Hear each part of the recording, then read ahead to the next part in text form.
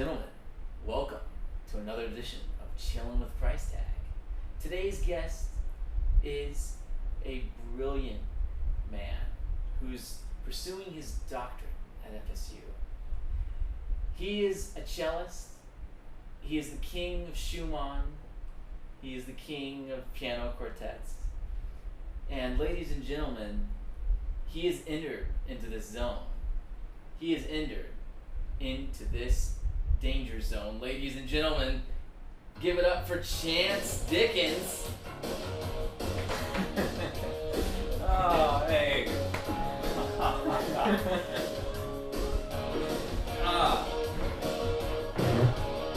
Danger zone. Danger zone. Yes. You said, I don't know, we were just heading that direction. I was like, I think it's appropriate. it's gotta be.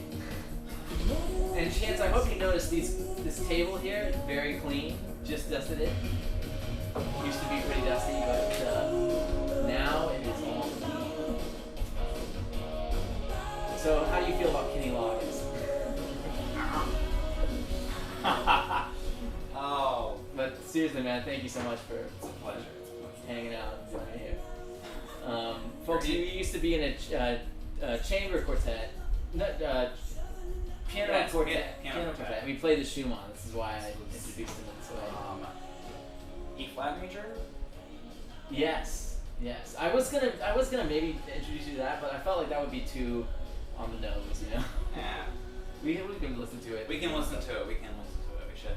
Because I probably have not listened to that quartet since we played it. Really? Yeah. That second movement is so gorgeous. It's though. the whole thing. Let me grab you opener. This is the only thing from IU that I own. Is this beer can? Beer. What do you call this? Opener. Beer opener. Is that Bottle opener. Bottle opener. Yeah. Here you go. Thank you. So, Chance, we were just getting into this discussion about your treatise, Yes. and what better music to be played in the background than how the Kenny treatise Loggins? is. I don't know. I Cheers. think it's yours.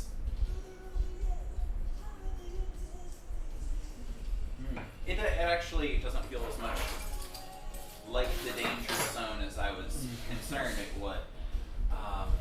But you were telling me some interesting stuff about Oh Russian my! Wikipedia. But the area that I'm studying for the people involved was the danger zone. Yes. So I'm working on Mstislav Rostropovich. If you don't know his name, you probably should. He is the cellist. He's my favorite cellist personally. Any cellist I know. Dupre is amazing. Foirman, all these cellists are great, but Rostropovich for me is just the best. And looking at his life, his friendships, the I actually don't have this statistic. This was given me by a friend. Something like 130 pieces written for him. Wow.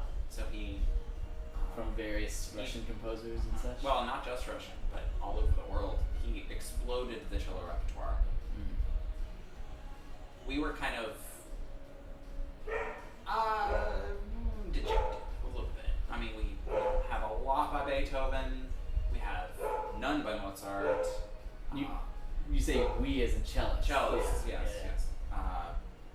So some of the big names. I mean, we only have 2 sonatas by Brahms. It's kind of a shame. Yeah. But Rostropovich saw that, wanted to change it. So what I've ended up doing for my treatise is essentially focusing on 2 composers and 2 of their works specifically for him, for unaccompanied cello. And what I'm adding into that, my kind of new angle that I haven't seen a lot in other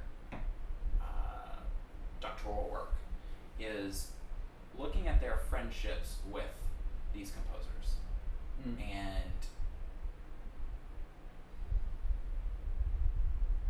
kind of piecing together as many anecdotes as I can about their relationships, about his relationships with other composers in general, his character around other composers, because he's a bit mischievous, he's a bit I almost want to say he was good at kindly cajoling people into writing for him. So there are some fun stories around that. Yeah. And yeah, just It's interesting you say he's like mischievous a bit, because I was reading this book on Shostakovich, and it's the same thing with it. Like I didn't. yes, Like you hear that in the music sometimes, but when he was younger, he was very like sneaky and funny, and then he got older and became sneaky and funny and cynical. I was about to say, yeah, exactly. Yeah, it's wild. I too. I love the Russian stuff so much. I always find there's like just heart wrenching sadness, within that music that's so like you feel like in your gut, like. I mean, the Danger Zone, the Soviet Union, horrifying. There are few places where you can find greater suffering than the Soviet Union, I think. Yeah, this past summer I was in Berlin, and I'm jealous. That's not this amazing. past summer. Sorry, feels like that. Well, yeah. But in 2019, Oh. I went to Berlin. Gosh, it was so eerie to see to be in those places where the wall is, and like in between the we talked about the danger zone. Wasn't that what they called it? What it was called, like the zone in between the wall where it was east and west Berlin. I'm not sure. It's So like, I actually, in my research, I didn't do, and I should, because he actually, Rostropovich actually, in my understanding, played an impromptu concert for the breaking up of the Berlin Wall. wow. So I probably should look at it, but Well, it was what was wild. there was a name for it. But yeah, I think it was something zone. The no man's zone, wasn't it? No man's zone. seems Because and that's where like people from East Berlin would like gun it for the other side, and the Soviets would just shoot them down. Like that was the kind of world. But what was bizarre was to see, what the Berlin Tower, the Radio City Tower, or whatever it is called, the big one with the ball. Mhm. You can go up there. Tourists do it all. We ended up doing it, and what was so crazy to see was you can see in just the way the buildings are even today how divided that place was. With and just by looking at the architecture, it's so rigid and Soviet and like blocked. The neighborhoods just boom, boom, boom, boom, boom, and then the other side it's like Western, the rooftops. It's like it's a weird thing to see. It's so just cut down the line. Oh wow. Well, because and we were talking about this a little bit before the podcast, the Russian and Soviet, but Russian even more generally, kind of ethos and culture is an alien entity to us. I love the way you use this word. It's just strange. Yeah. I was looking up Russian Wikipedia because I realized, I'm not going to look at English Wikipedia, but what do Russians think about this, I don't know, World War II, and turned out they call World War II the Great Patriotic War. Yeah, that's so And wild. I was just like, oh, I am in an alien land. I don't know these people. So I really wanted to get into the mind of Rostropovich, and in playing, like I've been working on the Shostakovich Cello Concerto for a year or two. Gosh, that's a monster. Off and on for, a year and a half, I guess would be the right. Are you gonna play that for like a recital? Concerto jury. I was always wondering about that, like, because Erin just did hers, she did Mozart, but I was curious why they don't do like a recital. Like it's kind of a recital, right? It's technically, so it's in string seminar class, so it's like kind of a among your colleagues. And you can like invite people, kind of. Yeah, I don't know. I feel like it should be. Playing a concerto is a big And it's investment. also It's a big investment. It's a big undertaking. in your last, like Hurrah! right? You know. Yeah, but Yeah. if you want an audience, oh well, I guess because of COVID. Gosh, that's crazy. It's a shame. But you can. Are you gonna do like a Zoom live stream maybe? I'm sure. Or record it. Because Yeah. recording it, doing a proper recording probably ends up being better quality, I think. Sure, I probably so. And they also, if they don't take recordings, they should, and I will ask them to. I think they will. Where are you gonna do it at? It's always in Lindsay, I think. Okay. Which again, not the best place to have a concert. I just find that kind of. I like Lindsay as a performing space, Yeah, but as a concert venue with people, the bleachers are so noisy. You gotta Squeaky. walk up in there, and it's a weird setup. It's like Longmire or bust, really. That's my view. Because Dayani is good, but it feels it always sounds weird to your ear. Yeah, when it you're sounds playing. bad when you're playing. Yeah. Sounds horrible. Yeah. Well, okay, for cellists it's even worse than for violinists, because violinists their sound's going up there. For us, our sound's like wah Yeah. into chairs. Yeah, it's a weird. A weird. I played Britain's first cellist week in there. Really. In Dohnanny. Mm. So I've had a little bit of a fascination with music written for Rostropovich for a couple of years now. Mm-hmm. So you're doing this treatise. You're what would you if you had to have you like kind of do you know like what you're planning on Yes. writing about? Yes. My proposal is complete. So what is that proposal? So I'm going to have 2 lecture recitals, play 2 pieces, one by Alfred Schnittke and one by Boris Tchaikovsky, of no relation to the famous Peter Ilyich Tchaikovsky, completely different guy. Mm-hmm. And I'm going to, do a regular theoretical analysis of their works, partially because that's really my comfort zone. Because there's just so much. It's a puzzle rather than a scavenger hunt. To me, analyzing a piece is a puzzle, but the rest is a scavenger hunt. So the rest of what I'm going to do is look at, kind of do a brief biographical sketch of Rostropovich's life, brief biological sketches, biographical sketches. Graphical sketches. Biographical. Oh, sorry. Biological. Biographical. Yes. God, I was thinking of. No, because I said I said biological in the previous time. I almost said biological.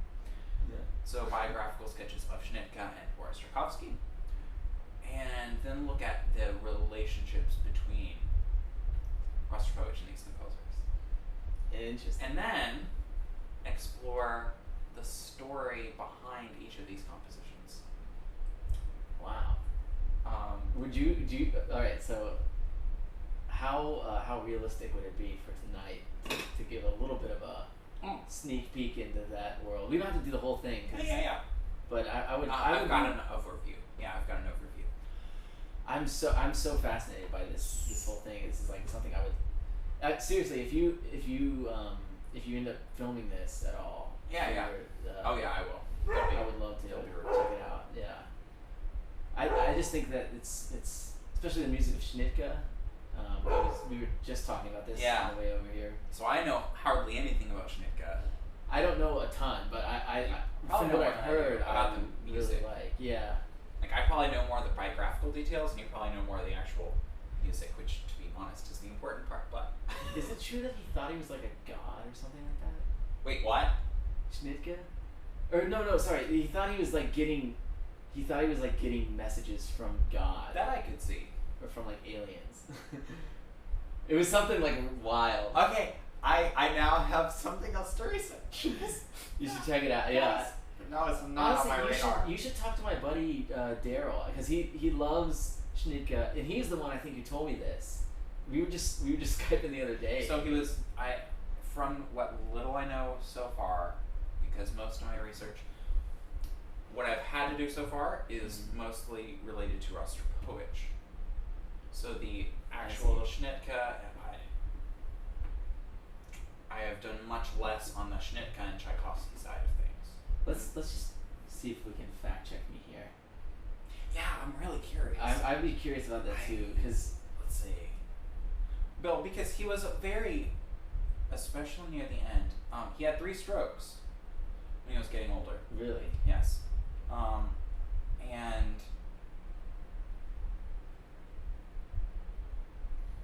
I just want to see. He was a very spiritually minded person, and a very spiritually minded composer. So I could believe it. Mm-hmm. I could believe it.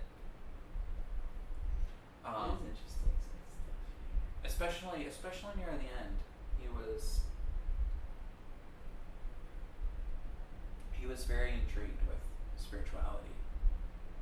Yeah, I'm not sure. I'm probably not gonna find this on Wikipedia. No, I think I'm gonna have to. You probably already. I'm gonna have to do some digging. I've got some ideas of where I would find it. Yeah, check into that. But and yeah, let me know if that's true or not. That's what my buddy said. But I think that it's when you listen to it, it certainly sounds not human. You know, which I think is you know what I love. It's really interesting. He yeah, I don't know. I just love that sort of stuff. I'm just, I don't know, my brain is like, he thought, what? Okay, where am I going to be researching that? And that's not going to be in like, so there was another cellist, Alexander Ivashkin, published a collection of his essays. My guess is I'm probably not going to find that in his essays. So I'm gonna, yeah. The have you heard the piano quintet by Schnittke? No, I know very little of his music. Can I play it Yes. for you? I kind of want to Please do. play it for you here, just because it's wild stuff. I think I'll play you the second movement. And you know what sucks though? Spotify took down my favorite recording of it, and so now it's like I'm to figure out if this is the right one kind of deal. But they used to like I noticed this thing on Spotify where like I make playlists. I make tons of playlists, and I'll have like some stuff in there, and I'll notice that over the years if I go back to like an older playlist and I'll try to find something. Some either the artwork will be changed on the album cover, or like the song will be just a different version. I'll be like, wait a minute, like yeah, you know, switches out your here. And like I feel like they should at least ask me Help permission. you. I am paying the monthly thing for it, so I feel I'm owed at least a courtesy message, notice. a courtesy note. Yeah, just give me a heads up that you're about to. Alright, so while we listen to this, I'm going to do a quick Google search on this very intriguing claim.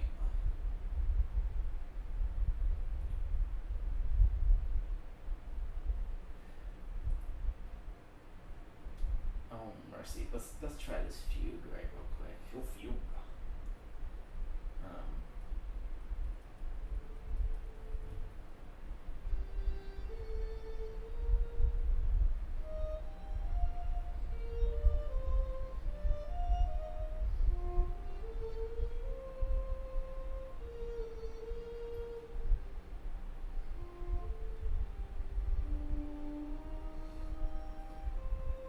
I'm sorry. I think it's the scherzo.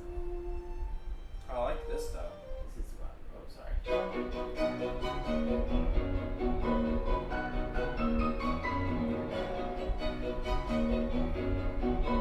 I'm sorry. It was the fugue. I love this. The fugue. Uh-huh.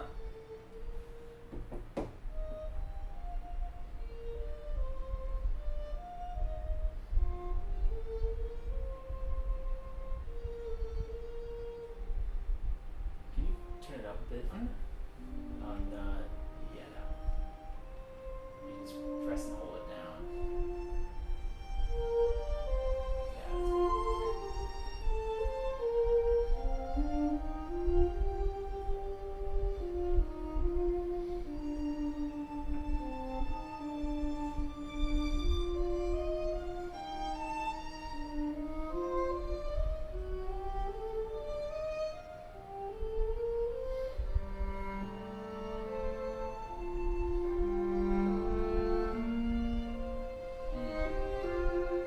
Just imagine like floating in space or something.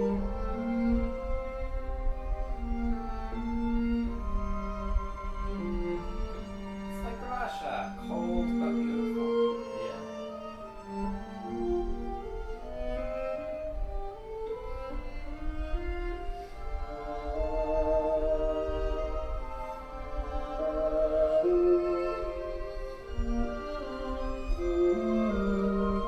Gosh, it sounds like Shasti 5 a little bit. Yeah. That little piano, bum bum bum, bum bum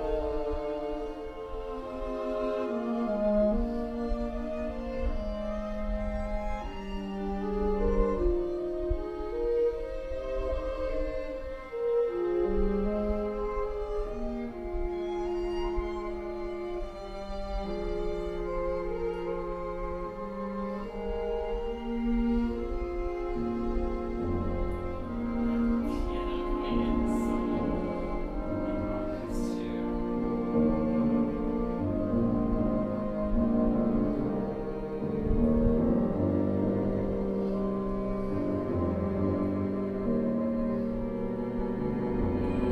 oh, that's nuts. Uh-huh.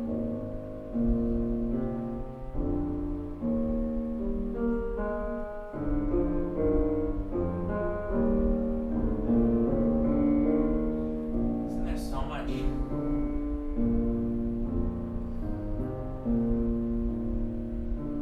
From a kind of music theoretical perspective, there's so much tonality in there. Yeah. It's just being played with to such a degree. Yeah, like it's not completely atonal. Uh-uh. Not It's at all. It's just a little weird. It's just Russian. Alien. But I do love that element of like tracing the Western music, tracing like where it came from. That's one reason I love Shostakovich because it's still like almost romantic, you know. It very much But is. it's like, it's like he's just taking it to where it was in like the '60s, like, and you know, it's like, oh, this is like where classical music kind of went, you know. Yes, absolutely. No disrespect to the atonal people who, you know, did do all sorts of other stuff. Well, and what the atonal people really tried to do, well, okay, the serialist people really tried to do Yeah, that's was, that's mathematical. yeah, they're like, trying to structure music in a scientific and mathematical way. they're like engineers. Like they looked at Yes, it that's as what- very yeah, yeah. like It's musical engineering. yeah. Which doesn't, I think, necessarily do justice to the beauty that could come out of that. Because what's interesting is there are many techniques. It's like in the engineering and structural German mode. Speak up just a bit. 'Cause Oh, in the engineering and structural German mode, they still made it sound, the members of the second media school, tonal yeah, in some degree. because they were still kind of bound by rules at that point. Yes, they were bound by rules, and they were also, they Like didn't want to go. music theory rules. Like Yeah. They also didn't necessarily want to go quite off the deep end at that point early on. And gosh, now that I'm working on Russia, my German knowledge is just like I haven't paid attention to Germany in a long time. except through the Russian context. Well, yeah.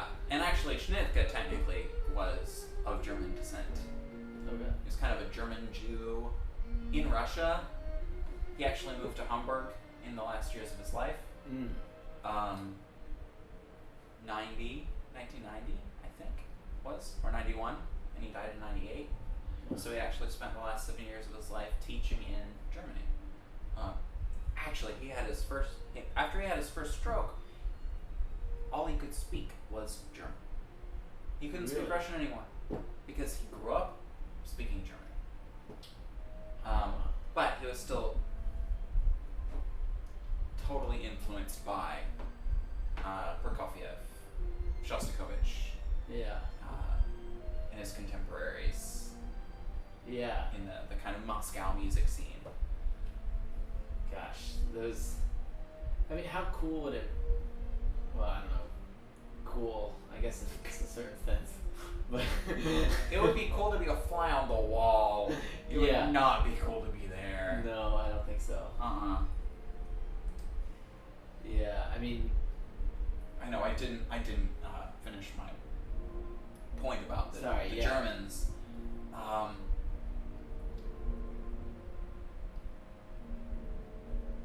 In a way, Romanticism, a la Mahler, kind of the very free Romanticism, really took hold in Russia, whereas there was almost a counter movement.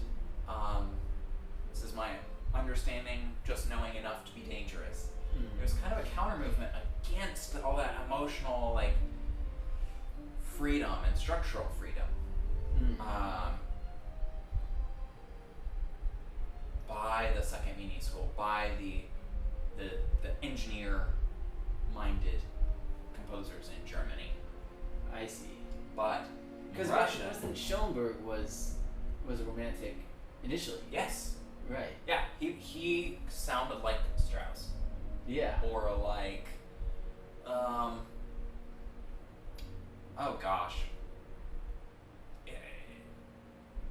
Yes, Strauss, like, he actually composed a waltz at one point that sounds exactly like a Strauss waltz.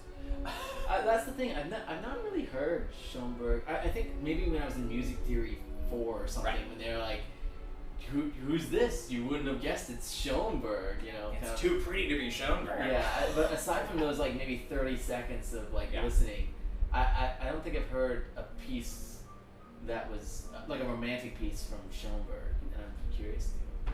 But, sorry, you were... Not in that same vein. No, but... You were making a point about the second Viennese.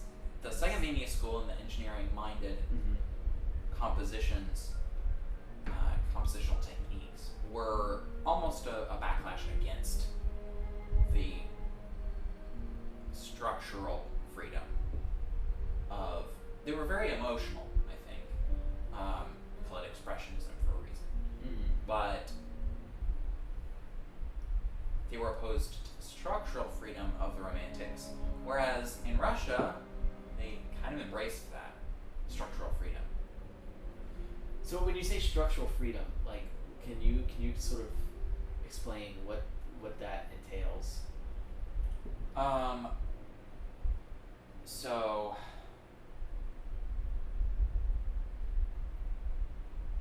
because it's kind of a paradox, right? Like, well, I don't know. Yes, it is. It is freedom from the. All right. Sorry. Let me grab my thoughts.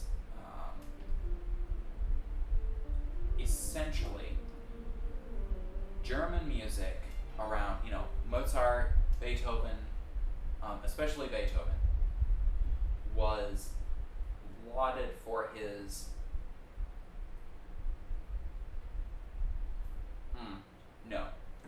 the context of the music of Beethoven, the music Beethoven was born into, was very structurally predictable. This is sonata form, so piano sonata, cello sonata. Originally, these were not only kind of genres of music or instrumentation, but they were a structure in and of themselves. I think I'm following you now. Yes. Just in terms of, like, you're talking about the like sonata form structure. Huh? Okay. So what Beethoven started doing, and I mean, there was always a push towards this, Mhm. but this romantic era happened with Beethoven. Again, the reality is much fuzzier than the textbooks, but Beethoven is very well known for this.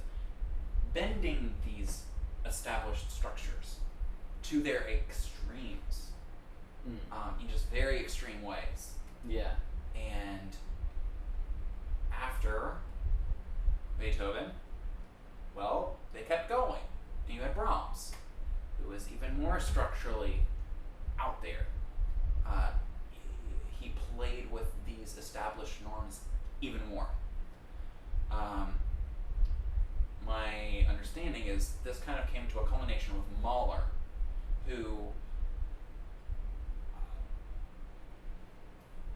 really bent the structures to their breaking point.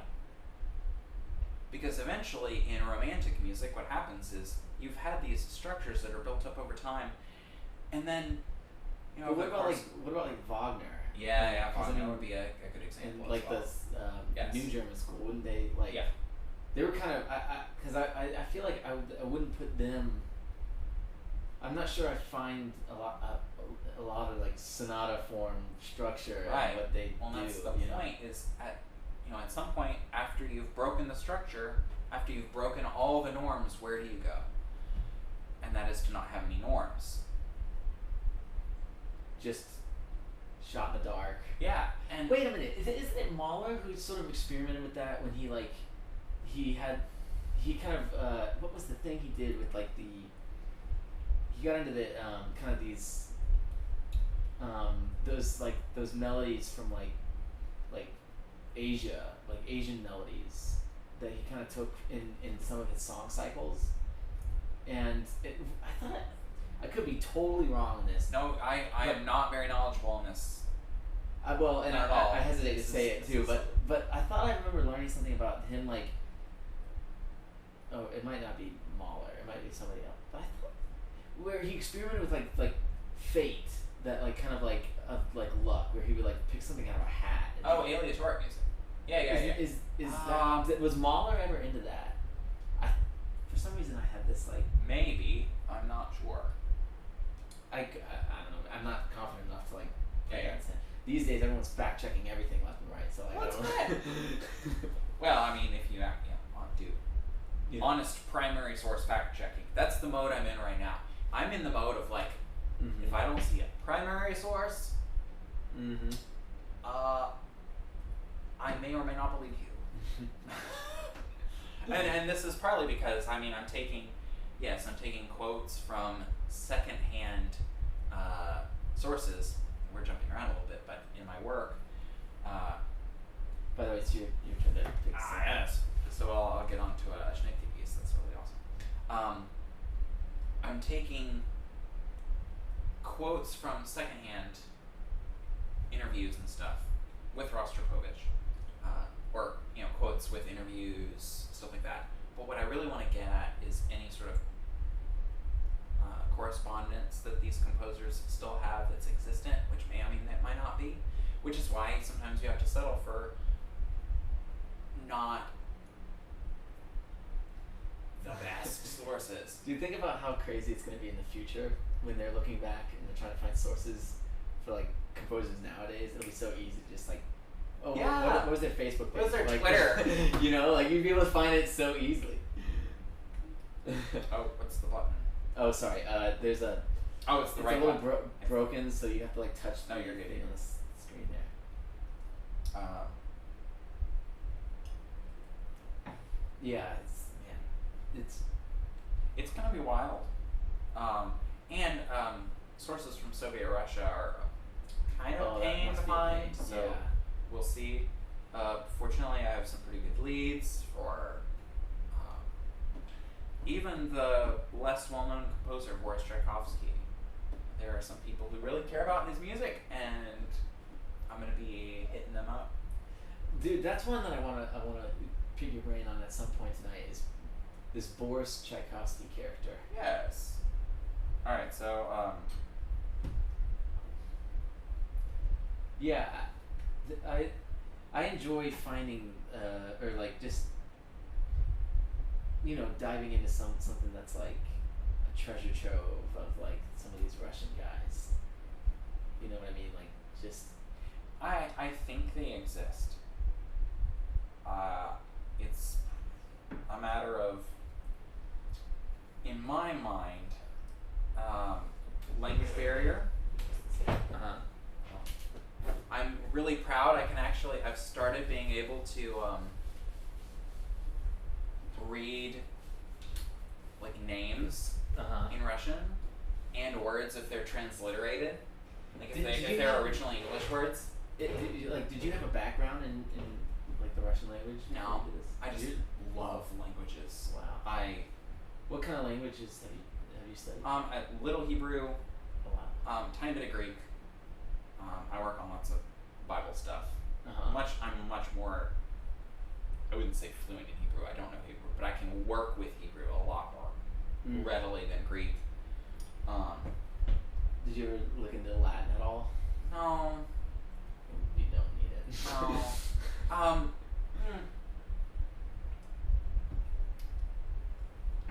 Yeah, the original forms aren't in Latin. So I haven't really. Sure. I haven't really looked at it. Also, it's just one more alphabet to learn. Yeah. For me, that's the hard part. Yeah. For Russian too, it's just like this alien script. Dude, I can't even begin to think. Learning Russian, I just feel like reading it would be hard. I mean, do you have YouTube? Can I go to YouTube? Yeah, you can go to YouTube. There's here. You want? Yeah. Let me just. Because I'm not finding the piece I'm. Oh, you know what? Oh, or am I looking in the playlist? You're like in a playlist. Oh. I'm sorry. I see. That always happens. It's been forever since I've used Spotify. That's happened the past couple times on this podcast, so I'll have to. That's funny. Figure it. Right. So, Concerto Grosso is real interesting. Anyway. Yes. Here we go.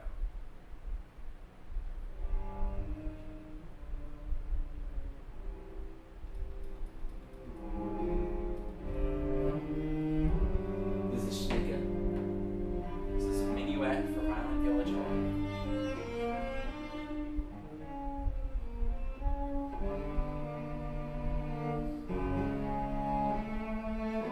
What year was this? 1996.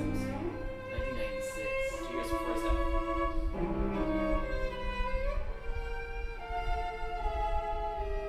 That's pretty short.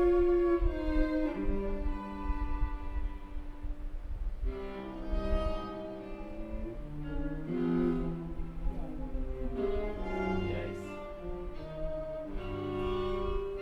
Like, it's building to something.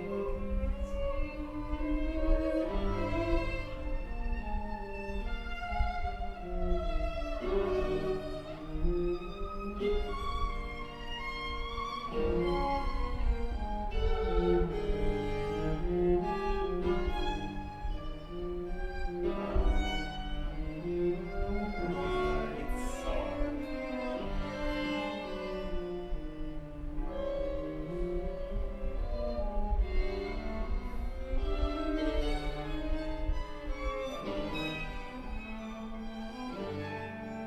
I was talking to my teacher, Ben Schnitka, and he mentioned that like there's like different elements that he'll take,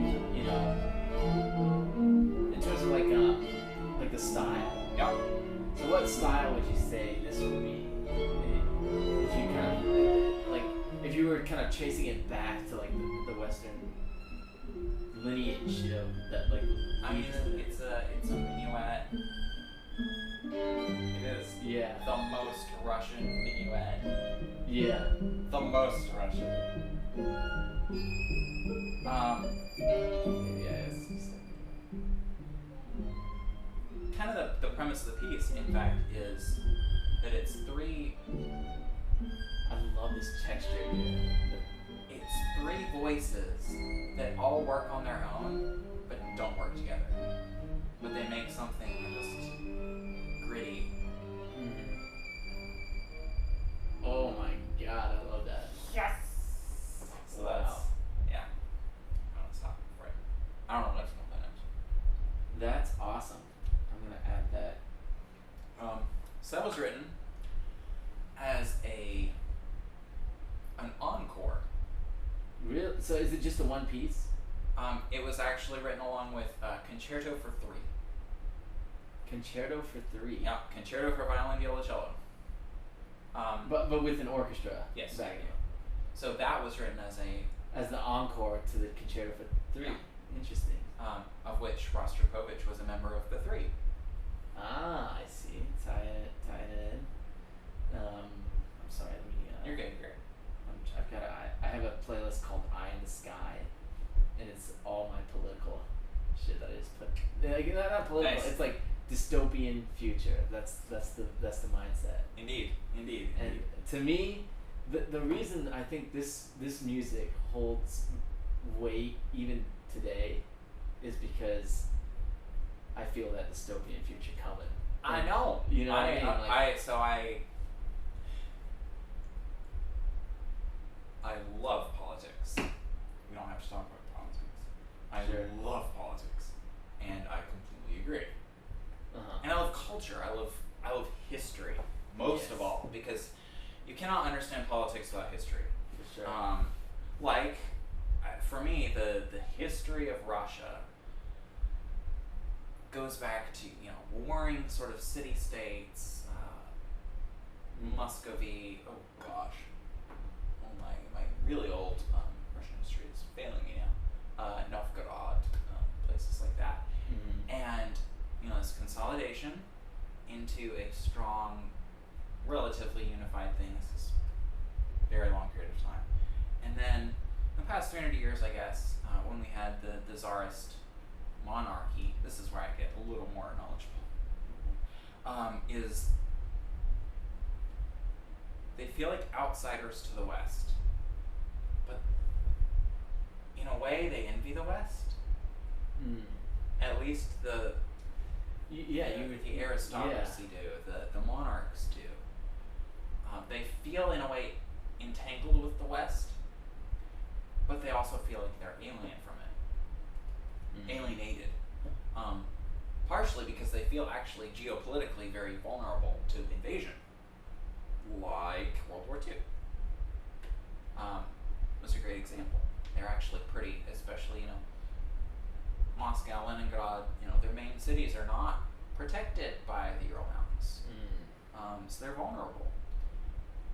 So they want to have enough relations with the West, maybe to be friendly with them, and to keep up with them. That's the important part with Europe. Keep up with them in terms of power and sort of military protection. I'm sorry to. Yeah. But you, at this point, what year are we talking? This is 1800s. 1800s. Yeah. So, Napoleon coming around. Exactly. Yeah. I can't say. I get the feeling they have a love-hate relationship with the West as a culture. That's an interesting. I've not thought of it this way, but it's a very fascinating approach. Again, the push for industrialization, the traditions of their monarchy being very sort of Europhile. They had a German monarch at one point, if I remember right. I think Catherine the Great was German, I think. Catherine. As far as I'm concerned, she's German. Just throw. Well, I don't know anything about yeah, it. so yeah, but this idea that almost like a rivalry. Yeah. But I don't know if are you a sports fan at all? A little bit, but Well, I'll get that. they just played Miami, FSU, Yeah. People who are FSU fans know there's a difference between the rivalry between UF and between FSU and Miami and FSU and Florida. Yeah. You know, FSU Miami, there's a sort of a somewhat of respect there because in the 80s, and those guys in the 80s, they used to talk about like when they played each other, like it would be of course they put it like, oh yeah, we just beat up on our little brother, but they always said like they were all like they recruited the same. We always played them. It was always close games, but there's a difference when we're playing like Florida. And you just hate Florida. You're like, yeah. There's just no, it's just pure. But I always feel this, even when we get stomped on by them, and even when we, crushed it. I don't like the fans of Miami. That's one thing. Fair enough. The program in and of itself, I feel like there's this similar to the Russian, perhaps, Yes. There is. I think there is a respect there. It's a weird analogy, but they've also been invaded by Europe and France. But see, that's just really saying. I feel like the British-France rivalry would be more like FSU-UF. Like they just bitter. Like I don't think there's any respect. I don't get any respect out of that thing. But with Russia, I feel like maybe there was, but maybe. Of course, I'm speaking like a complete moron on this, equating it to my own. Well, okay. Because prior to the Middle Ages, everything was totally different, basically. Is what I'm saying. Sure. So out of the Middle Ages, this rivalry really grew. And between England and France. I can buy that. I can buy that comparison. So like Napoleon comes in, and he's rocking everybody. Everybody's like, this guy's insane. How is he doing this? And coming into Russia, and ultimately, did the Russians? Where did they play? Did they play a role in the Waterloo affair? Yes. They were. It was the Russians. Austria. I know it was Austria-Hungary, England. The what are they called? Prussians. Yeah. Germany. Germany. It's like steroid Germany. Yeah. It's the. It was the Second Reich. Mm-hmm. It was the Second Reich because the First Reich was the Holy Reich. So when you heard the Third Reich, the Third Empire, Prussia was the second. Right. That's my understanding. Right. I think. Sounds right to me. So actually, I need to fact check that. I'm not. Now that I'm talking, I'm like, I want to go research that. Yeah. It's so. But what's interesting about France and Germany invading Russia? Who killed their armies? It wasn't the Russians. It was Russia. Yeah. It was the land that killed them. It's always the Who case. beats the enemies of Russia? Russia. Not the Russian army. Oh shit! I feel like I got to. Just because this always, I find this to be very like quintessential Russian stuff. What is this? Yeah. Shostakovich Symphony. Not quite, but. I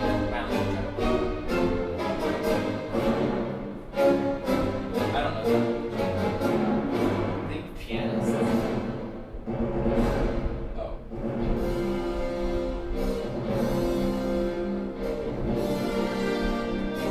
This just makes me think of like a war brewing in Eastern Europe. The army is. You know? You can hear it. It's very like that Darth Vader kind of march. It sounds. You're right. Man, that's why I love Star Wars, because Star Wars takes the history of all that stuff. And just, It's I've heard it called a modern myth, and it's a modern myth for a reason. It is. It's our story of, I'm sorry, I don't rebellion like of freedom against tyranny, Empire's falling. Yeah. And trading your soul for like damnation. Nice. Using Yes. So this is Rachmaninoff.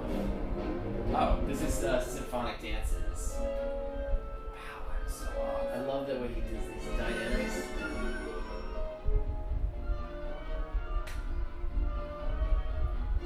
It's like a haunted. You can it's just like the cold snow.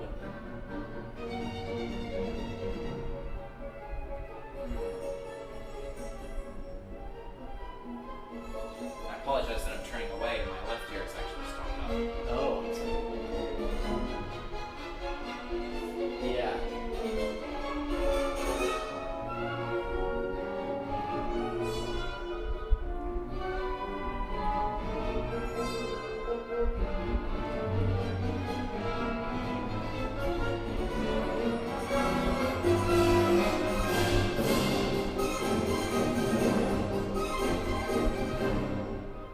Ah, it's so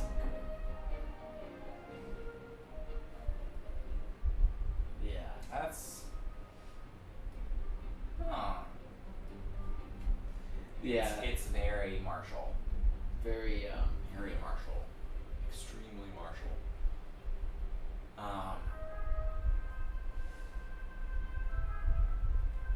I'm curious. oh, this part, this is one of my favorite melodies coming through. It's a saxophone solo coming up here. But the way the textures he does with the woodwinds and the strings. I love this Those arpeggiations are beautiful. yeah.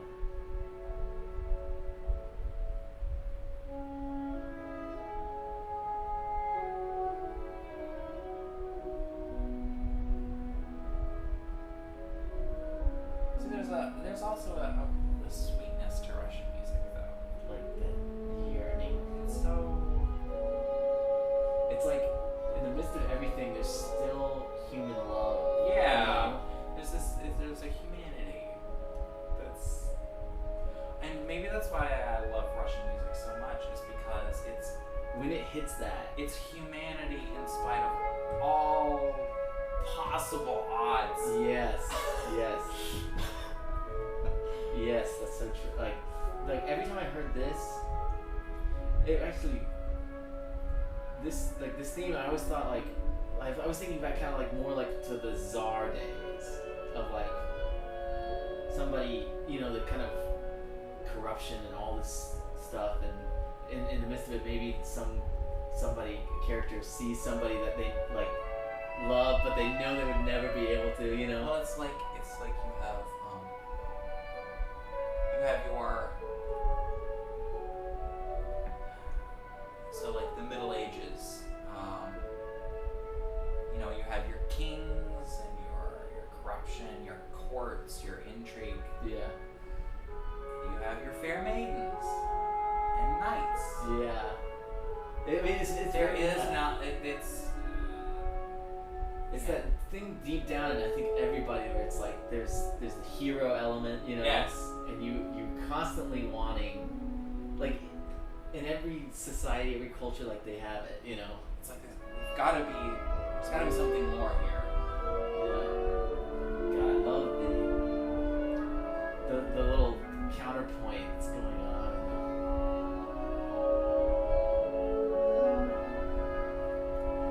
And I love Rachmaninoff writing a saxophone solo. But this right here, holy shit, this.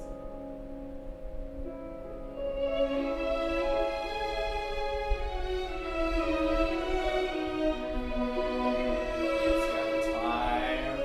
It's so sappy. It's so wonderful. And it's like so fun to play. It's some of the most rewarding types of melodies to play. For me, it was my first year of Brevard, and I remember preparing for this, and I was in Tallahassee, and I was like excited, and I had gone through so much stuff to get to that point. And I remember on my way driving home from something, and I was listening to this, I was like, just like in the car, like, holy shit, I can't wait to play this. I couldn't wait. Tchaikovsky's like that too. Yeah. But a little bit, I think there's more sadness in this. Of like, It's almost more. it's like, I don't wanna say this is a bad thing. It's almost simpler. Like, but not simpler in a bad way. Simpler in just like a yeah. yeah.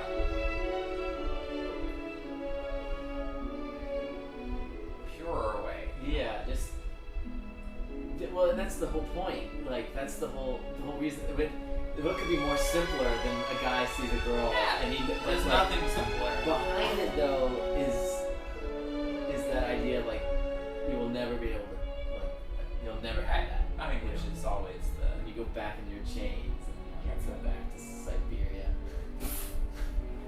Back to the gulag for you. Yeah, pretty much. So have you heard? I'm sorry, No. changing the tone here. Have you heard of Soviet Russian jokes? That sounds extremely dark. Nah, I mean a little bit, yes. So let's see if I can explain it. It's playing off of the grammar of Russian. And so these two statements are the same except for the country of origin. It's like turn it down. Yep. Just a, yeah. You can change it whenever you want, by the way, but I want to hear and understand this joke. In capitalist America, you cook the books. In Soviet Russia, the books cook you. So you cook the books and the books cook you. It's the verb and the object. Their places are switched. So if you literally read Russian in American, it's hysterical. Well, it's hysterical. That's my personal favorite Soviet Russian joke. But aren't they all sort of that way? Which one? In Soviet Russia, car drive you. Yes. You know? Yeah, exactly. Soviet Russia, food eat you. Yeah. It's way more fun with the terrible Russian accent. Well, yeah, you gotta. Way more fun.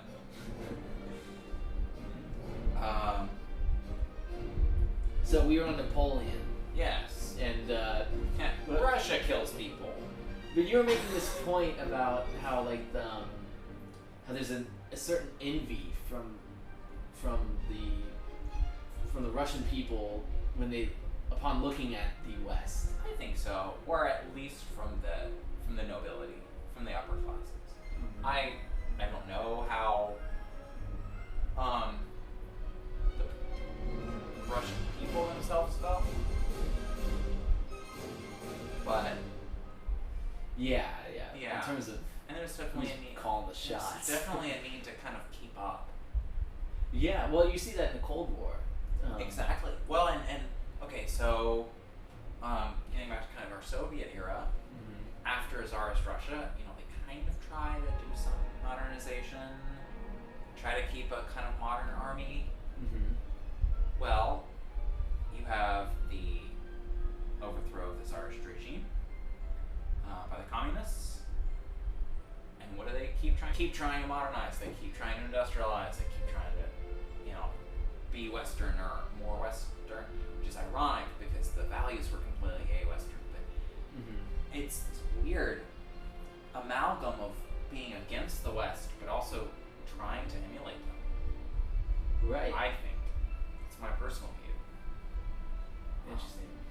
Yeah, I could see it though. Have you seen? Did you end up ever watching HBO's Chernobyl? No, I haven't seen that. No, It's a very. I would be. I know. I'm sure I've you heard would of love it. I'd probably be really intrigued.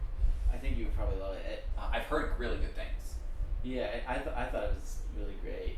I mean, it kind of blew my mind.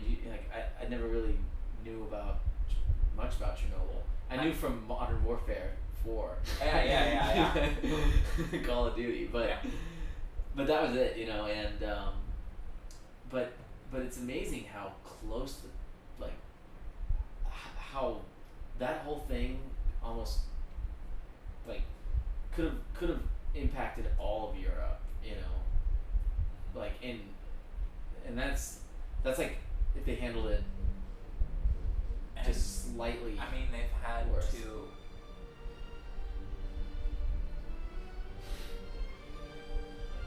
Sorry. Shot you lost here. Feel Um, free to. It's your, yeah. your turn. Well, so- I'm. I guess I should probably play the piece I'm gonna work Yeah, on. by the way, you're in Eye in the Sky right now.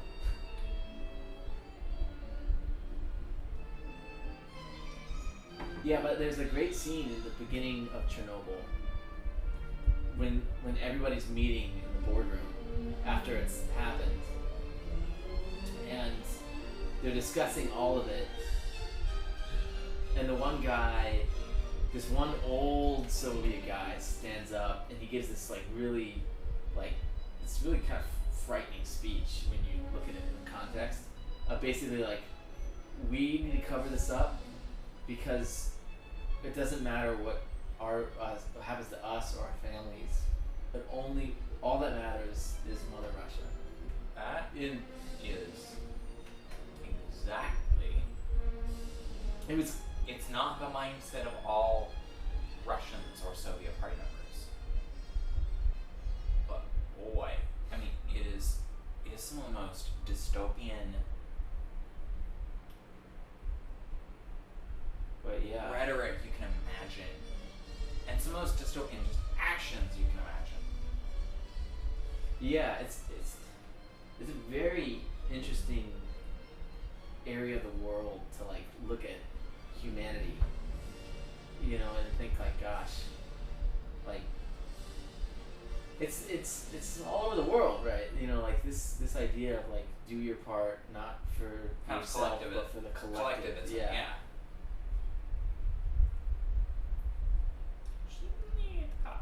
And see, interestingly, Schmiedeke came a little bit. He came later on. Yeah. I I'm a always Soviet, so he's not quite as Soviet as some of the other composers. sure. Also, again, German and Jewish. Right. But he had to navigate the system. Right. Everybody had to navigate. This is the interesting thing about. All right, let's see. Picked a little Wilco. I must be searching in. It might be an Eye in the Sky. If you want, I can get you back into the normal search. I think I'm in there. Oh, you know what? It's a little cracked, so it'd be on the top, No. like top left. There should be an arrow. Because this is where I should be right.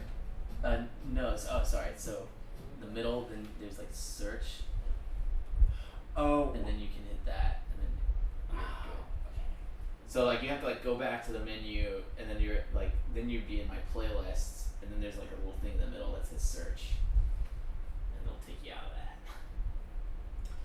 Sorry, it's a whole. This was thing. all also written quite light. Yes. This is gonna move.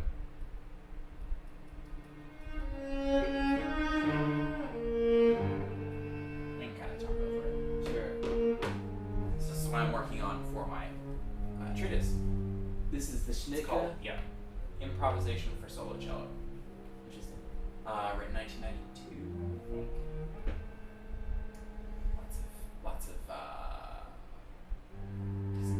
Lots of leaps. It's crazy to think that the year this was written. I was born the year this was written. Really? Yeah.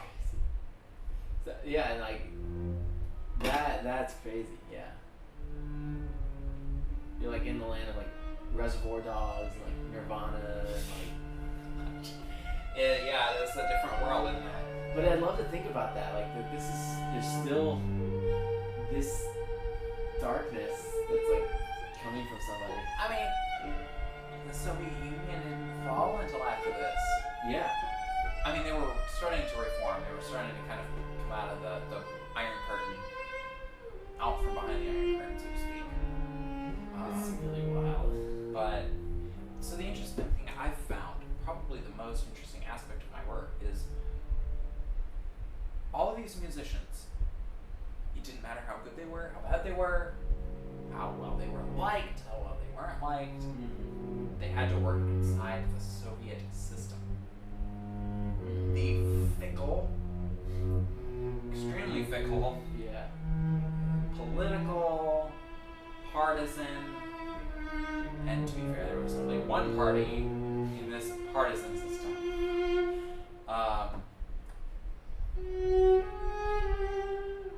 It's just a horrifying bureaucracy. Yeah. Which is why Rostropovich left. 1974. Could he just do that? Like, how did that? So he was already on the bad side of the party. A little bit, more than a little bit, for supporting the author Alexander Solzhenitsyn. It's hard to say. It really is. It is. Solzhenitsyn. But it's hard to say with the R in front of it. Alexander Solzhenitsyn. It's hard to say with the X. The roll R. Yeah. So he was already kind of in trouble for supporting this author who wrote the Gulag Archipelago. Yeah. Very anti-Soviet, extremely anti-Soviet. But I've heard it's like a must.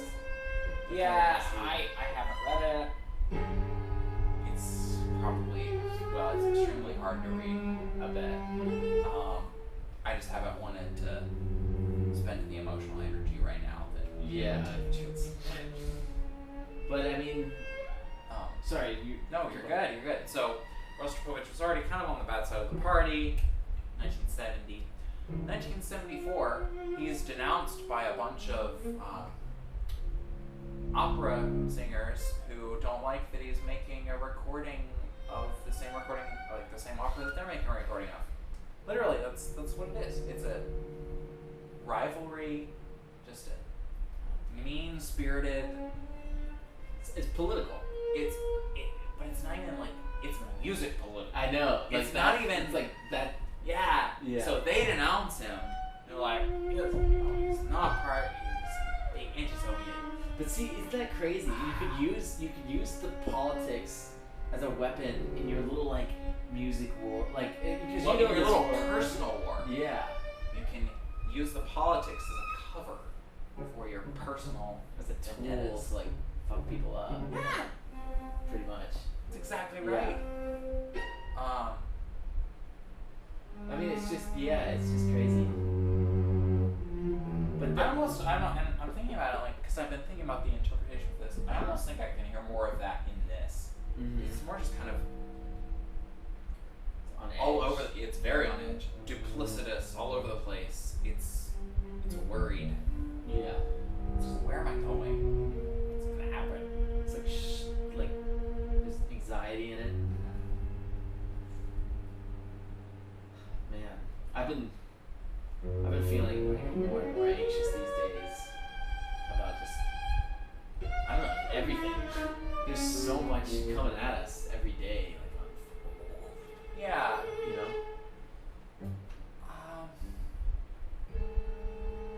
I've been doing better, I think. Mostly just because I acknowledge when I think people are lying. And, I think that's what you had to do in Soviet Russia, too. Is just say,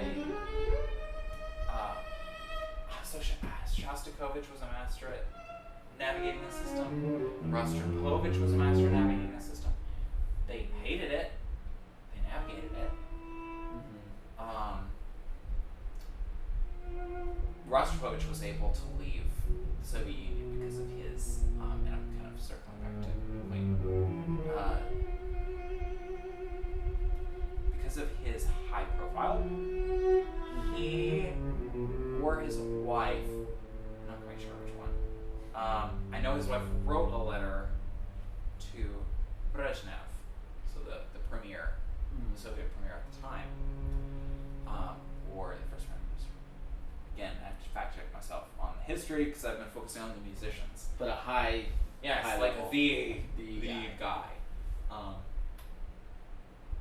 think he was premier by that point. Brezhnev was. So he writes this letter. Asking for permission to leave the country. for 2 years, Wow. and he leaves. Doesn't come back. Wow. So where did he go? Did he go to the States? At first he went to England, and then he was kind of he loved to be everywhere. He was in Paris, he was in England, he was in Switzerland, he was in Swiss. He became a Swiss citizen at one point, and the U.S. And those were kind of his basis of operation. Yeah. He was a big enough celebrity already at that point that it didn't really matter. He's gonna find a home someplace. He's gonna have a meal. He's gonna be Yeah. He wasn't gonna go hungry. No one was gonna let him go hungry. Yeah. We loved him. He was already loved, I think, in the West. Now, he'd been spoken against a few times. I'm thinking specifically of, like, there's one concert series where he played, on Edge, yeah. Where he played, where Jacqueline Dupre played right after him. I think it was in England. And they were like, Jacqueline Dupre is exorcising the spirit of a Soviet cellist, Rostropovich. So, I mean, there was some hits against him, but he was loved. Yeah. By everybody. Gosh. In the musical world. I'm sure he did okay. He did more than okay. But I mean, so many people didn't. You know, like. Yeah. Dude, one of the things I loved. Well, and like Shostakovich died the year after he left Soviet Union. Really? So what year was that? 75. 1975. Maybe he died in 76. Gosh. It was. But it was a year. It was roughly. I remember I have this book on Shasti that it's been a while since I've dug into it, but talks about his younger life and like oh sorry, it's not quite. Oh, is it? Oh, because it's super, super quiet at the thing, and I turned it down to talk. It's all good. It's okay. But well, I remember hearing about and he talk about when Shasti was little, and he was about to go to Leningrad Conservatory. Yeah. And Glazunov was the dean of the school at the time, and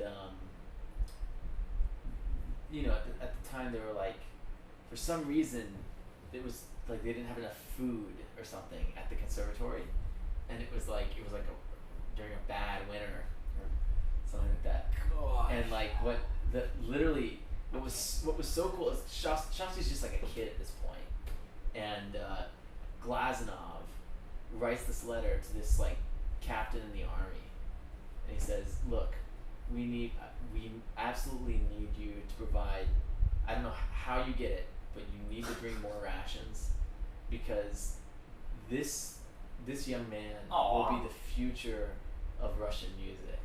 And he was. And he so was. And he was. Like, he just totally was was. absolutely the future Russian. But when you hear, I remember I was telling this to one of my friends at when I first went to my master's, and she was working on the violin concerto at the time, and she was telling me her teacher Grigory Kalinowski at IU was like this old school Russian guy, like just a you know like if you love Russian music, you would want to study with that dude. And apparently he had told her, he said, yeah, when you she was like, it was like a light bulb went off when I told her that, because she was like, he had just told me like they were just talking about the image of this first movement of, he was like, basically picture a child starving to death in the snow. And it totally makes sense when you hear it, but it's like, especially given the background of that, and then Shasti writing that, I think it was like 1945 when he writes the concerto for violin. Yeah, but I've already played you that hellscape. It's a concerto. horrifying. It really is. It's something, honestly, I can't imagine. Yeah. we have no concept of it, you know. But that's what humanity is capable of. Such like, you know. Yeah. But and that's it's an interesting thing you bring up, this idea of like the rivalry or the like the envy, because well, actually, yes, because Russian land is, it's less arable, partly because of the climate. but like that element of like pride, where like we won't ask for help from the Americans, and there's a scene in Chernobyl that's like that when they're trying to get this robot, this like remote controlled bot to like pick up the the pieces of debris that's like covered in radiation, and it's like their only chance to get this through, and the guy asks, he's like, what is it, American? The guy's like, are you kidding me? No way. And yeah, it's like that. It was like that was sort of the implication. HBO has to make it like Hollywood, right? But I think that's what the point of them including that scene is exactly that. It's like letting them know, like that was the sentiment of there's no way we're gonna accept help, and there's no way we're going to acknowledge the Americans that we had this failure. Yeah. In our technology, in our nuclear technology, especially because that looks very weak. I mean, that was from the a military point of view. They hid that to the detriment of. So they're building. I believe it's currently in construction. They're still working on building a new containment facility, a new sarcophagus for Chernobyl. I believe this is Chernobyl. Well, there's been others since. Yeah. Some in China as well. Japan. I mean, it's a dangerous thing to be in a tectonically active area and build nuclear sites. Yeah. It's a and nuclear, unproven nuclear energy is a dangerous thing. Nuclear research is a dangerous thing. I think it will be important at some point. Like, yeah, I think it will be too. The idea of like nuclear fusion. Well, and it's going to be important. You have to basically, from a technological perspective, I feel like you have to master fission before you can get to fusion. Yeah. I mean, once we get to fusion, I think it's that's exceptionally dangerous until it's proven again. But I kind of want to play you a little Radiohead here just because it's. Do you like? Oh yeah. It's been a long time, but yes. Yeah. Yeah. Oh.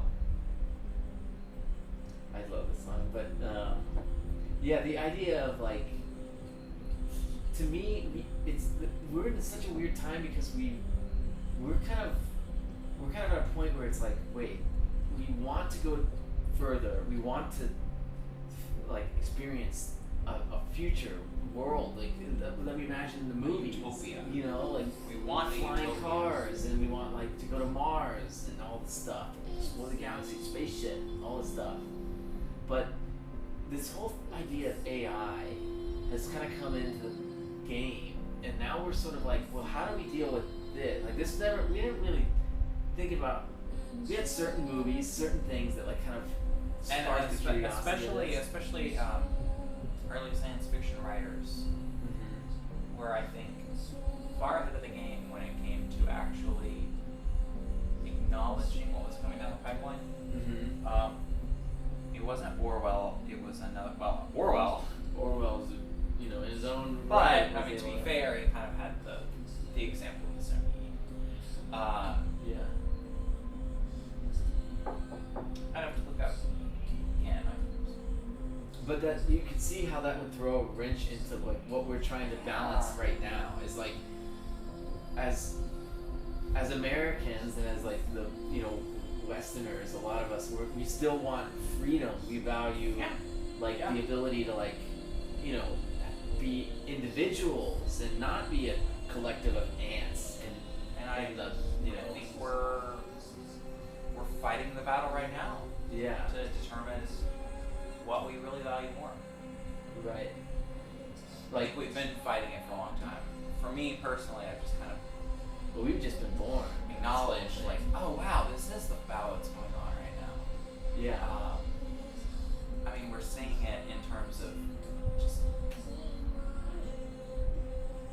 the amount of processing power in this is insane. The amount of information that, I mean, okay, I couldn't imagine having to go through the 1980s, 70s, 60s method of doing a dissertation because it would take hours and hours and hours longer to do what I did. Yeah.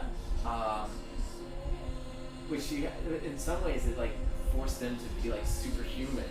Like, you know, like it's way easier now. I'll completely admit that. Yeah. And now we're kind of fighting the fight of, okay, are we going to control it or is it going to control us? Yeah. Do we want to cede our worries to it and let it take care of everything? Or do we value our freedom enough to not give it control? Yeah. And you want to. I'm torn because a part of me is like, sign me up for Neuralink. Like, I want to dive in. I want to, let's do it. Like, then there's another part of me that's like, wait a minute. Like, as soon as you do that, you're giving up. There's no going back. Yeah, there's no going back, and you're giving up like everything. But the weird thing about it is that the way I've heard it described is that it will be more gradual. It's not going to be like a one-time, it's out and we all just plug in and boom, we're right gone. now. That's not. It's just going to be like cell phones. Like, these didn't used to be around until all of a sudden it was like, wait, okay, now we're all, like, there was, for a while, it was like people like were holding out, like, I remember I was one. I had my little flip phone for a long time and I was content with it until I was like, I don't know, what ground am I standing on, Sorry, it's your turn. So. Yeah. It's all sorts of fun stuff. But it's a very interesting thing to consider. I mean, I'd like to say I'm a holdout, but I also realize the fact that it's coming. I have a pretty fancy phone, so. What phone are you working with? It's a Note 10. A Note? Yeah, it's a Note 10. It's a. I don't even know what is Note 10? Note 10. From Samsung. Samsung Note. Okay. You ever listen to Edward Snowden at all? I actually, I probably should since I'm getting so into politics, but I kind of know enough to be dangerous there. I'm curious. I'm very curious. He goes on Joe Rogan sometimes, and the conversations, every time I tune in, it's like a double. It's like half of me is like, I'm scared shitless every time I listen to the guy. Right. And then the other half. You navigate it. Sorry. The thing. Yeah, it's like hit this. And then it does But like a part of me is like every time I listen to him, I'm like, it's like freaky to listen to, and then the other part is like, it's the fact that he's disclosing this stuff gives me hope, because it's like someone's talking about it, someone from the inside. Well, and for me, it gives me a lot of hope. I enjoy listening to ex-CIA, ex-KGB, like that. And then it gives me. But then I love truth. I'm not particularly. I don't really care how ugly the truth is. Yeah. I can accept ugly truth as long as it's truth. That's perfectly fine by me. Dude, that's such a strong position to have. Like that requires strength. I just want truth. That's great. The ugliest truth is better than the sweetest lie. Sometimes I feel like that dude in the Matrix who just wants to have a steak with the bad guys. I mean, there's always a temptation. I'm just like, oh man, ignorance is bliss. But for the most part, my inner hero is like, no. Well, and it's Just because there's so much information out there, like there's so many angles to take on this whole thing. so for me, that is the hard part is finding sources of information that you can trust. Yeah. These days it's damn near impossible. There are a few. Mm-hmm. Tim Pool's one I like. Oh, I like Tim Pool too. Hey. I really like Tim Pool. Oh, yeah. Tim Pool's. Did you see? The fun thing is I'm like kind of opposite him on a lot of like social issues Yeah. and political like policy issues, but I'm just like, oh, today he was getting so angry at the mainstream media, and I was just like, thank you. Yeah. I like. Did you ever see his Joe Rogan when he goes on with Jack Dorsey and I Jack haven't. Twitter's lawyer? I haven't watched. See, I haven't watched much Joe Rogan, and I've watched a little, but It's a weird time for Joe Rogan people right now because he just got on Spotify. on Spotify. He just got into that new place, and they're taking some of the episodes down, some of the classic I ones heard everyone that. loves. And then now there's like this whole. Although I was watching, there's another guy I watched called Andrew Schultz, who's a comedian, and he's always into these wacky.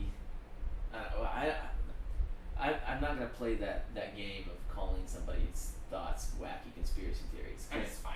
At this I don't point, care. it's but like I don't view him that way anymore because like everyone thought the Epstein stuff was a conspiracy until it was not, and then it was like, oh, Right. so Well, that's why I don't care. When Yeah. someone says conspiracy theory to me, like I'm not afraid of it anymore. I'm just like, I oh, that's truth no matter. Soviet Russia. Yeah. The amount of disinformation and misinformation and lack of information there, the fact that they managed to hide Chernobyl, well, kind of For a tried while. to hide Chernobyl. Yeah. I mean, and to me, it's just like, oh, okay, well, that's what, Imagine The if they political had world the is. internet, you know, yeah. like they would, yeah. But No, I lost it. what were you looking for? Oh, home. There we go. I got it.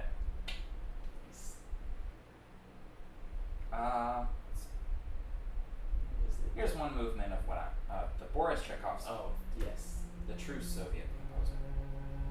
So about as old as Rostropovich. So he's from that era of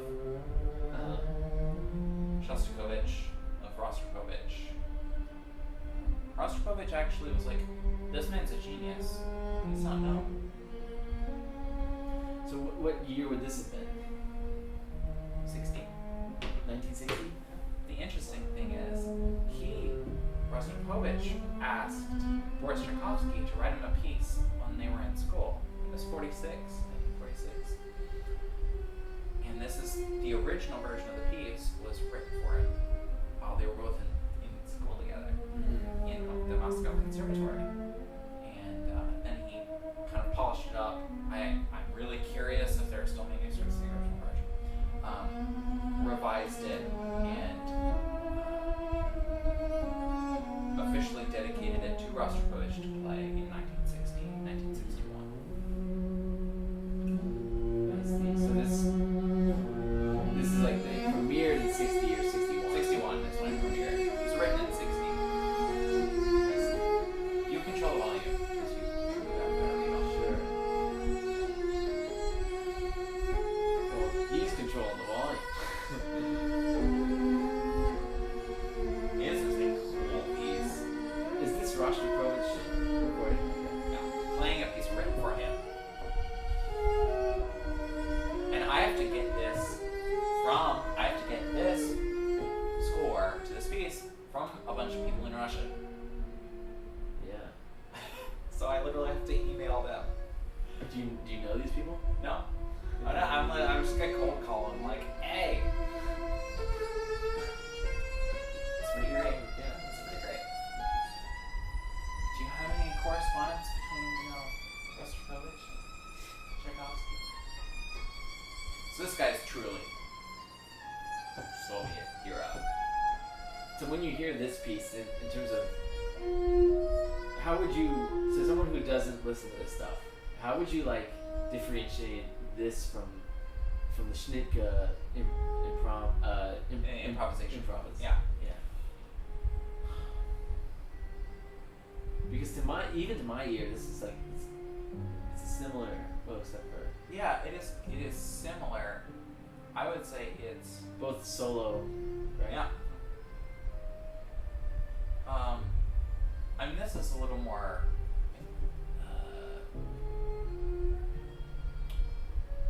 virtuosic, a little bit. Seemed like some gut wrenching vibrato on those double stops. Oh, I hope I can play those double stops. That was like, wow, they're rich. It's like that. I could just like almost see that like. Yeah, it's like. But this reminds me of like basically doing like some plucking while he's playing left-handed. Yeah.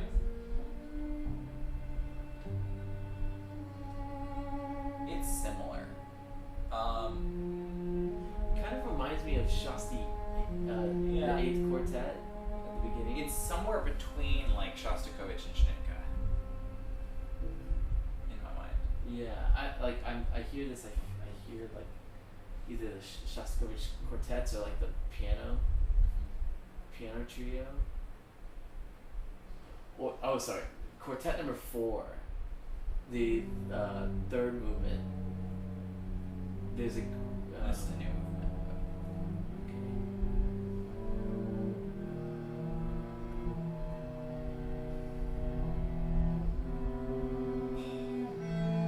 This is my kind of music. I love the motion of the two voices. Yeah. Just so dissonant. It's amazing. Like this is just one cello. I love that. So this Boris Tchaikovsky lived his whole life in Moscow. Through Stalin's regime, through the Soviet era. He was born. I think he was born in the 20s with Rostropovich. This is awesome. It's really fun. The way he's like those two voices are coming through. Yeah, and they blend. That's killer. So these are the pieces I'm working on, or I'm going to be working on. I've only started the Schnittke so far because I don't have the Tchaikovsky's score yet. It's like Russian Bach. That is what it is. Yeah, It is. I love that. I don't think Schnittke is Russian Bach. No. This is more Russian. But yeah, that like the way that counterpoint is working, and those two voices are going different directions and playing with each other, and like And then you have this, which is again very Bach-like. yeah. Very Bach-like. God, I love Bach so much. Bach he's the best. He's the best. I love his violin stuff. I really want to play the Chaconne in D minor for on cello. They have it for like everything.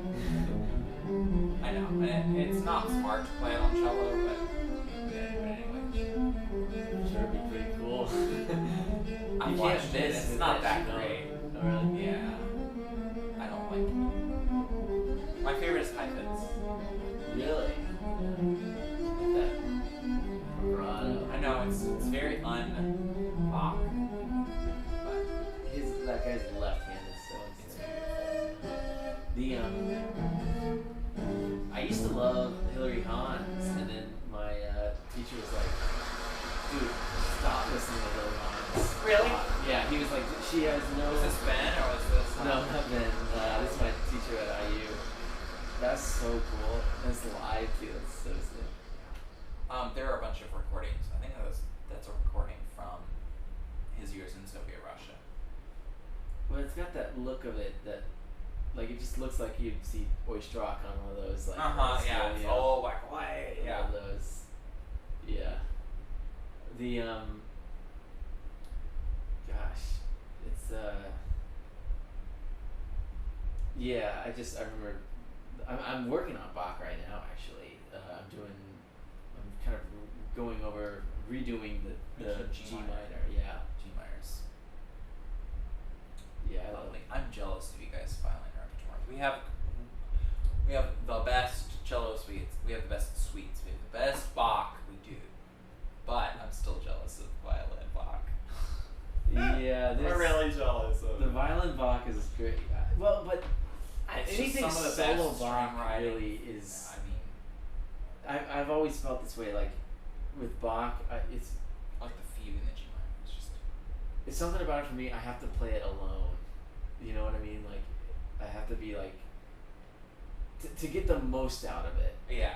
To get the absolute most It's a out of it. personal experience. Yeah, it really it's not is. Just Like I swear, if I'm alone, I'm playing Bach, I can get into some galaxies far away. You know what I mean? Like I start seeing stars. You know, like.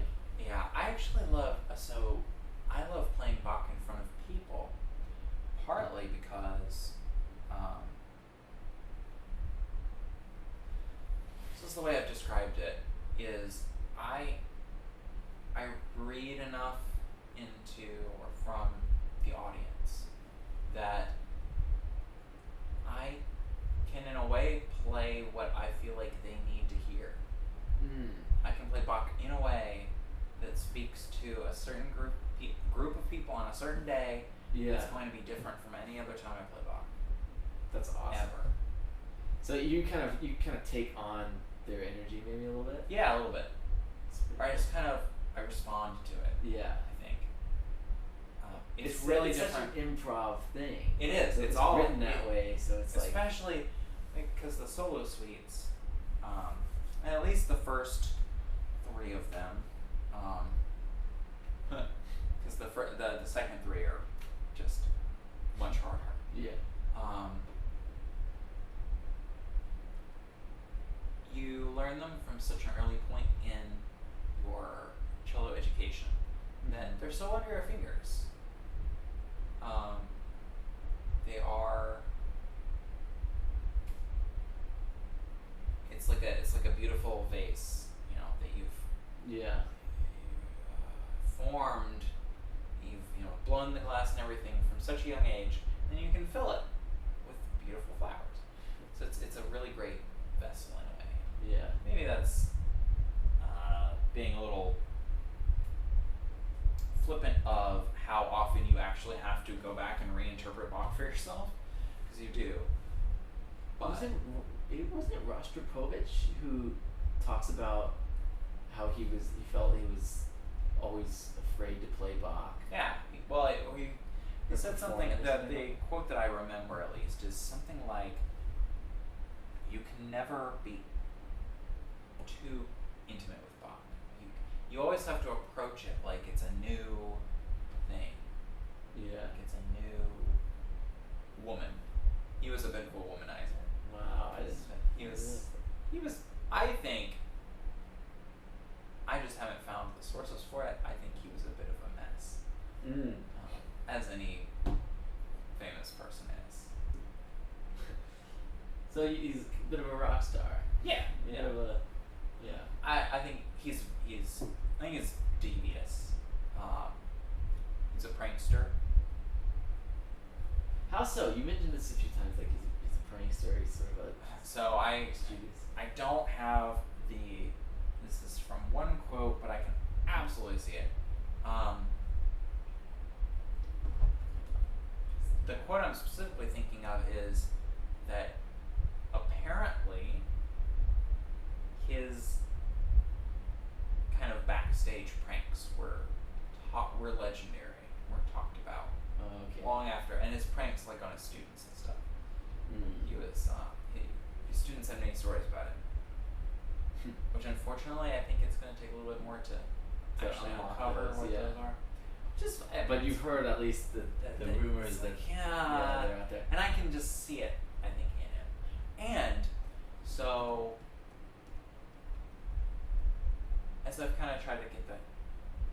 understand the man a little bit more. The man, The man, the myth, the legend, yes. So he went to a city in Eastern Europe where a composer named Arvo Pärt Oh, yeah. was working as a audio engineer. Yeah. And he was like, I want you to write me a piece. This random guy, he was in really bad shape. Wait, sorry. Who? Arvo Pärt. Okay. Really bad shape. He has he's a piece that I'm. He has a lot of pieces. Yeah. Well, I'm sure he. Yeah. Oh, we can play one. Fratres would be a good one. You can, again, I'll play mine on my turn. But Rostropovich basically went to this guy who was really down on his luck and not really looked upon highly by the Soviet Party in his kind of artistic style, and was like, I want you to write a piece for me. Imagine the kind of character it would take to do that. Yeah, to be like, to go. So what you're saying is he's kind of going down the food chain. Yeah. He's going and finding people, and as I said earlier, kindly cajoling them into writing works for him. Mm. He had a lot of works pouring in from people who were like, I want to write for you, Rostropovich. But then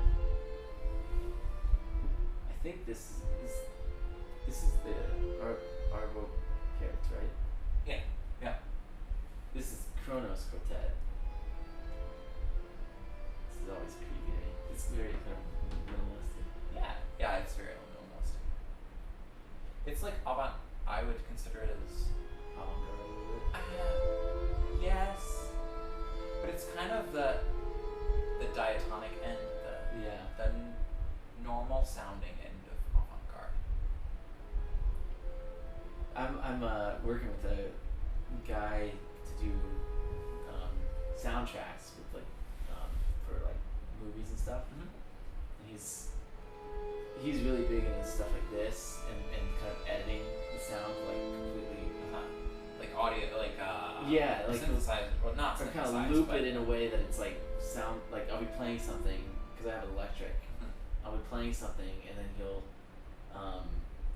he'll kind of hit a loop with it and it'll loop in a kind of trippy way, and then I can kind of play on top of it. And so it becomes this kind of fun dynamic where him and I, he's doing his thing. He gets to control your sound, and you get to play.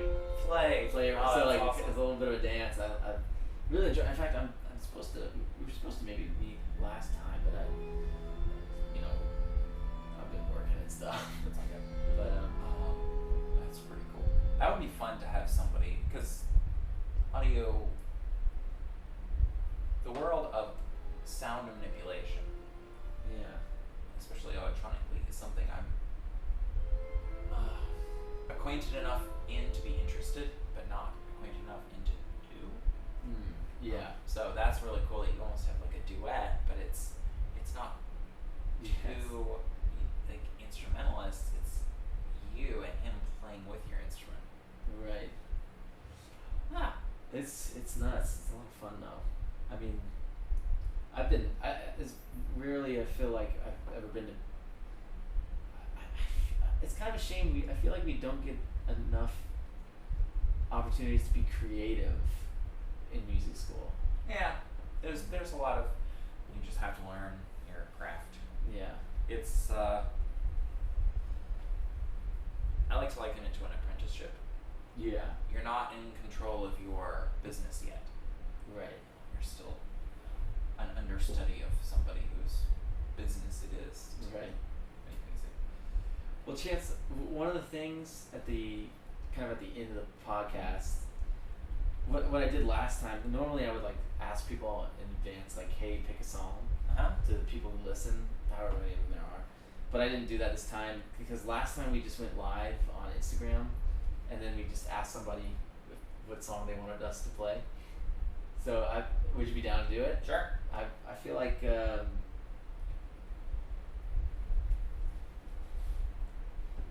let's just go for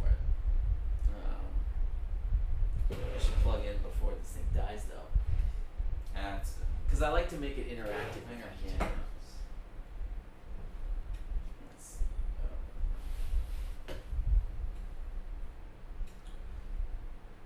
So let's go live. We'll do it this way, and we'll just prop it up and wait for somebody. Oh, actually, I should prop it up. I think this way will be fine. Props to you. That wasn't observed. If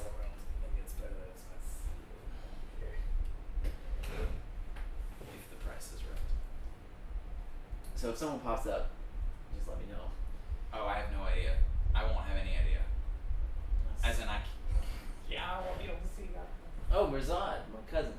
Mirzad, welcome to the podcast. Hey.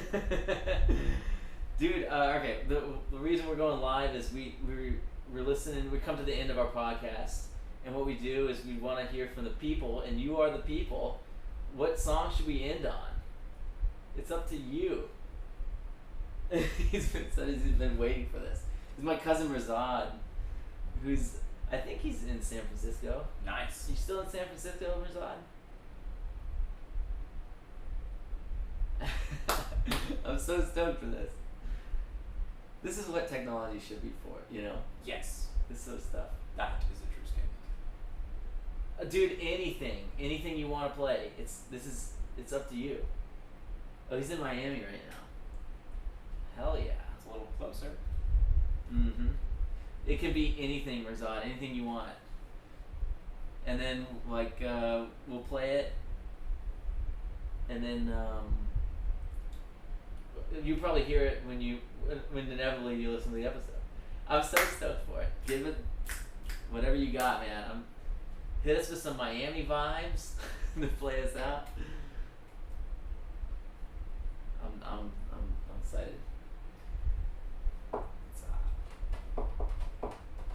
So this has been the tradition pretty much. It's pretty much like, I think I'm gonna do this Instagram live thing for everyone. It's just fun to like. Dude, yeah, I know it's a lot of pressure. You just gotta go for it. Anything. There's no pressure. Oh, only you can't play Jimi Hendrix because YouTube will take it down. They hate Jimi Hendrix for some reason. Oh. Well, I know why. It's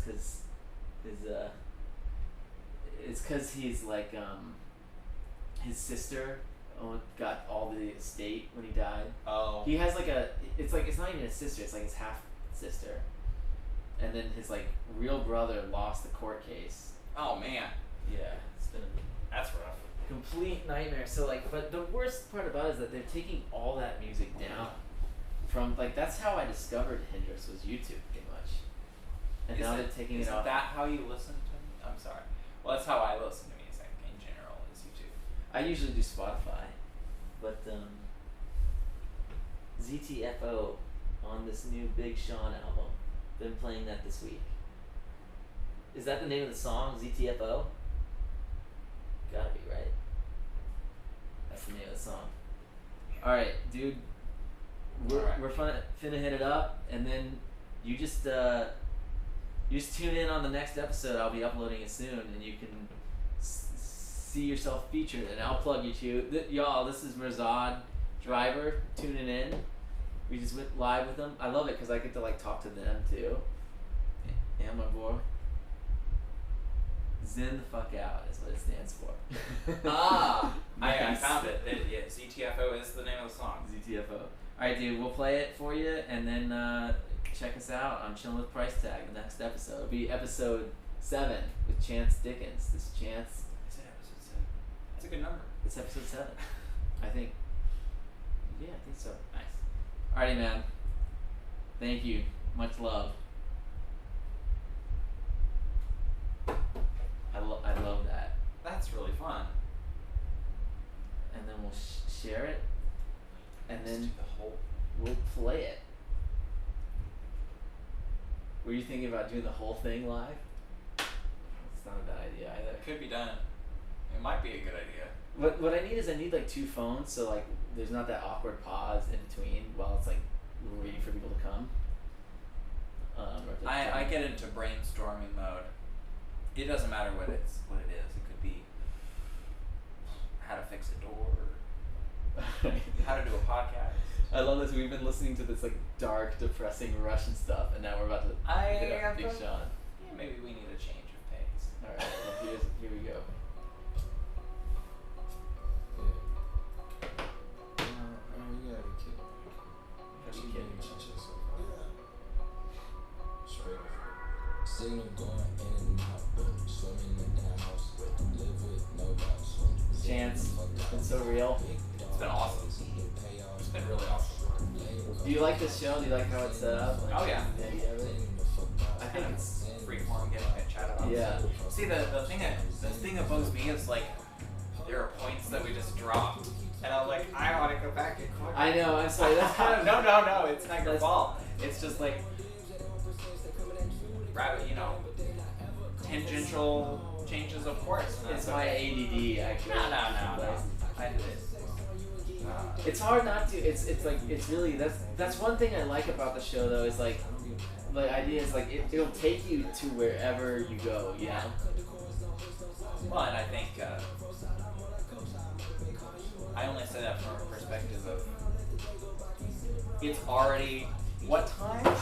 It's already been how long? 11. So we started this at like what 8? Well, no, it's 9-ish? it's probably not. It's probably close to 9. So maybe 2-hour podcast. Pretty, yeah. It's putting in Wow. work. It passed like The thing is, it's hard with the classical music because a lot of classical pieces are very long. So like, but actually our pieces weren't that long. they weren't too bad. Usually weren't. All right, well everybody, I want to thank you guys for tuning in to Chillin' with Price Tag. Thank you, Chance, for Thanks for having me. And how can I plug you? Do you have anything you're working on in terms aside from your treatise? Are they gonna be able to see it someplace or like? I mean, I guess I have a Facebook, Chance Dickens. It's a guy playing a cello. It's actually me playing a. My new cello is I bought it in the shop. Yeah, I'm honestly kind of just plugging away at this thing before I have more things going on. So. Nice. And this thing is I dream of having a book out one day, but that is years down the road. Maybe. Based on this treatise work, pretty much. So that was that the big project that you were referencing earlier? Yeah. Okay. Yeah. So I would read it. I would love to do a much more comprehensive study. Well, dude, of this stuff. I think it's awesome. I love the stuff that you're getting into. The stuff that you showed me was so cool. All of it, the Chaik, the Schnitka. I mean, I love talking about it. yeah. Well, gang, thanks again, and I keep forgetting how I end this sometimes, but I think the way it ends is it sort of just ends. I think we wave. Thank you guys. Thank you guys, and Chillin' with Price Tag. Yeah. Peace. Peace.